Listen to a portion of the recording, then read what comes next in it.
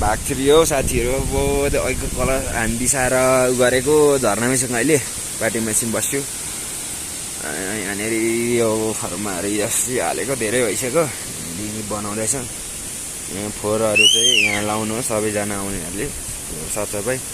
अनि हाम्रो वडा अध्यक्ष कृष्ण दाईको घर चाहिँ यहाँ पारिपट्टि 9 नम्बर। धुवा पनि उठिरहेछ। के को धुवा उठेछ? स्वादको धुवा उठ्यो त यो पारिपट्टि 9 नम्बर मासतिर।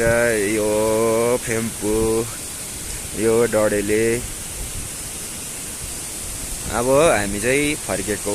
अब अहिलेको लागि आजको लागि नि यति नै। झर्ना आइयो, हावा खाइयो मजाले, आनन्द भएर चिसो भएर यस्तो फर्किनु आँटेको। के भयो?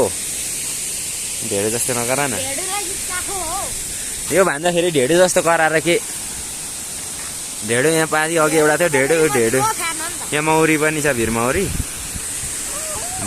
यहाँनिर छ। यो चाहिँ जहिले भइरहन्छ।